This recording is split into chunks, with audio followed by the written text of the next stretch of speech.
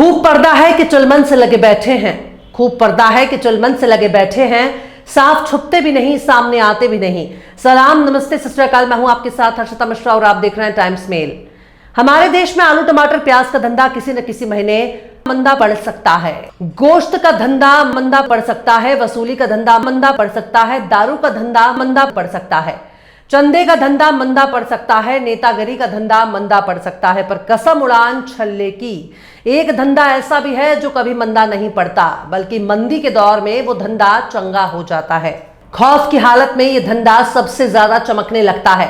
इस धंधे का नाम है धर्म। धर्म का धंधा साल के 12 महीने चलता रहता है, पर धंधा तो धंधा ही है।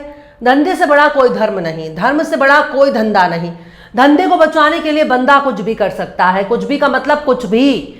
लेकिन 2014 के बाद धर्म का धंधा इतनी रफ्तार पकड़ चुका है कि सबसे फायदे और मुनाफे वाला अगर कोई धंधा है तो उसका नाम है धर्म। एक चपरासी की नौकरी पाने के लिए भी कम से कम आपको पढ़ा लिखा होना जरूरी है। अगर आप एक चपरासी हैं तब भी दफ्तर में बैठने वाले बाबूजी की हुजूरी करनी होगी, अधिकारियों के लिए पानी लेकर दौड़ना होगा, फाइलें लेकर भागना होगा, घंटी बजते ही साहब के सामने हाजिर होना पड़ेगा। लेकिन क्या साहब ही सबसे बड़े अफसर कहे जाएंगे? तो इसका जवाब है नहीं। बाबू के ऊपर भी साहब है और साहब के ऊपर भी साहब है, जिन्हें बड़े साहब कहा जाता है।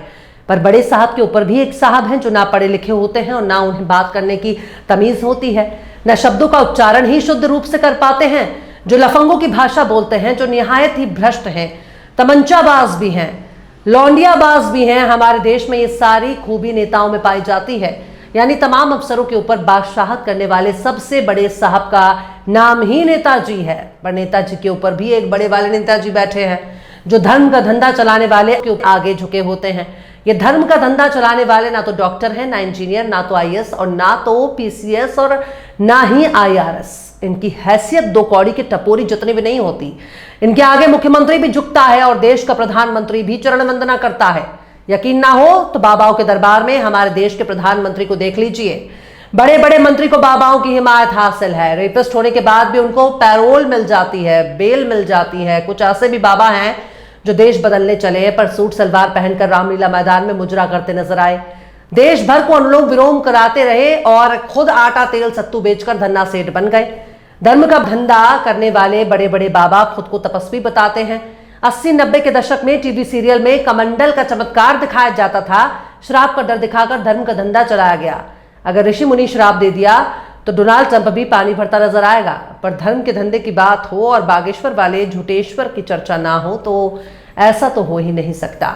बागेश्वर वाले झूठेश्वर को जुमलेश्वर से बहुत प्यार है और अब बागेश्वर वाले झूठेश्वर ने हिंदू गांव बनाने का ऐलान कर दिया है। जिसके पास 15 लाख, 16 लाख और 17 लाख रुपए हो वो जल्दी से हिंदू गांव में घर बुक करा सकता है। यहाँ कोई भी गैर हिंदू प्रवेश नहीं कर सकता। शायद खेत में उगने वाला अनाज भी हिंदू का उगाया होगा, शायद खेत भी हिंदू का होगा, शायद ईंट का भट्टा भी हिंदू का होगा, सीमेंट भी हिंदू ने बनाया होगा, शायद सब्जी भी हिंदू ने उगाया होगी। तब तो शायद गोश्त की दुकान भी हिंदू की होगी, बकरा भी हिंदू का होगा। आखिर कैसे धर्म धंधे में हिंदुओं को मूर्ख बनाने का चल रहा है कारोबार? आखिर कैसे नफरत का प्रचार करके खुद कमाई कर रहे हैं धीरेन्द्र शास्त्री? आखिर कैसे धर्म के नाम पर हिंदुओं को चूना लगा रहे हैं झूठेश्वर महाराज? बताएंगे आपको और भी बहुत कुछ। लेकिन आप अगर हमारे चैनल पर नए हैं और पहली बार हमारी वीडियो को देख रहे हैं तो आप हमारे चैनल टाइम्स मेल को सब्सक्राइब कर लें, वीडियो को लाइक कर दें और बेल आइकन का नोटिफिकेशन बटन भी प्रेस कर दें ताकि बिना देरी हमारी हर खबर आपको मिलती रहे।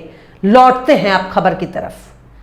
हमारे देश में धर्म का धंधा कुछ ही लोगों के पास मौजूद है। इस धंधे को अगर कोई और करना चाहेगा तो नहीं कर सकता, क्योंकि इस धंधे पर खास जाति और बिरादरी का कब्जा है, जो श्राप दे सकते हैं, मंत्र से आग लगा सकते हैं, इंसान का बकरा बना सकते हैं। वैसे भी जो दिमाग से बकरा बन चुके हैं उन्हें अलग से बकरा बनाने से क्या फायदा? पर धर्म के धंधे में बहुत फायदा है, बहुत मुनाफा है। अब बागेश्वर वाले धीरेन्द्र शास्त्री जी को ही देख लीजिए। दूसरों का किस्मत बताने का ये धंधा करते हैं, मन में छिपी बात को ये उजागर करते हैं। इनको बालाजी की कृपा से ऐसी शक्ति प्राप्त है, सामने वाले शख्स के बारे में पर्चा निकालते हैं, बिना उसकी समस्या सुने ही सारी बातें पर्चे पर लिख देते हैं। इनके पास भूत उतारने की शक्ति है, चुड़ैल भगाने की कला है। इनको देखकर जिन्नात भी कांप जाते हैं और धीरेन्द्र शास्त्री की चौखट पर तमाम बड़े बड़े नेता सर झुकाते हैं। इसलिए धीरेन्द्र शास्त्री ने धर्म के धंधे को आधार बनाकर अब रियल एस्टेट धंधे में हाथ आजमाना शुरू कर दिया है। अब बिल्डर बन चुके हैं, देश का पहला हिंदू गांव बना रहे हैं। बालाजी की कृपा से उन्होंने इसकी शुरुआत भी कर दी है। एक हिंदू गांव बना रहे हैं जहां कोई भी गैर हिंदू नहीं जा सकता। पर धीरेन्द्र शास्त्री को बताना चाहिए वो गैर हिंदुओं किससे मानते हैं। क्या उस हिंदू गांव में सिर्फ उनके अपनी ही बिरादरी के लोग रहेंगे, या फिर उसमें आदिवासी भी रहेंगे, दलित भी रहेंगे, या पिछड़े लोगों को भी हिंदू गांव में जगह मिलेगी? सोशल मीडिया पर लोग ये भी पूछ रहे हैं कि उस हिंदू गांव में सफाई करने वाले कौन रहेंगे। अच्छा चलो मान लिया कि बाबा जी ने बहुत बड़ा काम कर दिया, हिंदू गांव बना दिया, और आगे चलकर वो हिंदू मोहल्ला और हिंदू शहर बनाएंगे, हिंदू राज्य, और अंत में हिंदू राष्ट्र भी बना देंगे। पर इसमें क्या समय नहीं लगेगा? मतलब 100 साल से निक्कर गैंग देश को हिंदू राष्ट्र बना रही है। 100 साल बीतने से पहले निक्कर गैंग फुल पैंट में आ गई है, पर हिंदू राष्ट्र का कुछ अता पता नहीं है। भाषा और जाति के नाम पर आपस में तलवारें तनी हुई हैं। आखिर हिंदू राष्ट्र कैसे बनेगा? बागेश्वर वाले धीरेन्द्र शास्त्री प्रॉपर्टी डीलर बन चुके हैं। हिंदू गांव के अंदर घर लेने वालों को 5 लाख रुपया एडवांस देना होगा, तो हिंदू राष्ट्र के पुरोधाओं अपना कच्छा, बनियान, लंगोट उतार कर बागेश्वर पहुंचो, सब कुछ बाबा के चरणों में गिरवी रख दो और एक घर मांग कर दिखाओ। बाबा तुमको हिंदू गांव के आसपास भी भटकने नहीं देगा, क्योंकि उसे रोकड़े से प्यार है। उससे रोकड़ा चाहिए, उससे माल चाहिए, माल के बदले सवाल नहीं चाहिए। सनातन प्रेमियों जल्दी जाओ, चड्डी बनियान गिरवी रख दो, धीरेन्द्र शास्त्री के हिंदू गांव में मकान खरीदो, फ्लैट बुक करवाओ, जल्दी करो, वरना क्या पता किसी मुसलमान ने अगर उस हिंदू गांव में एंट्री ले ली तो फिर पूरे गांव का शुद्धिकरण करना पड़ेगा। यही धर्म का धंधा है, और इस धर्म में धीरेन्द्र शास्त्री बस एक छोटी सी मछली है। किसी जमाने में अपनी बहन की शादी करने के लिए इनके पास फूटी कौड़ी न थी। उनके नातेदार, रिश्तेदार, परिजन सबने मुंह मोड़ लिया था। तब इनका एक मुस्लिम दोस्त चुपके से आया और उसने उनकी मदद की, तब जाकर धीरेन्द्र शास्त्री के बहन की शादी हुई। आज हिंदू राष्ट्र का सपना देखने वाले, मुस्लिमों से नफरत करने वाले धीरेन्द्र शास्त्री को बताना चाहिए कि जब ये हिंदू राष्ट्र बन जाएगा, उसमें रहने वाले किसी धीरेन्द्र शास्त्री की बहन की विदाई क्या बिना अब्दुल की मदद के मुमकिन हो जाएगी? पर लड़की की शादी के लिए लड़के का रिश्ता घर आना चाहिए। पकोड़ा तलने वाले से कोई भी बाप अपनी बेटी की शादी नहीं करेगा। मस्जिद के सामने नाचने वाले लफंगों से भी कोई भी बाप अपनी बेटी की शादी नहीं करेगा, क्योंकि सबको रोजगार वाला दामाद चाहिए, हिंदू राष्ट्र वाला नहीं।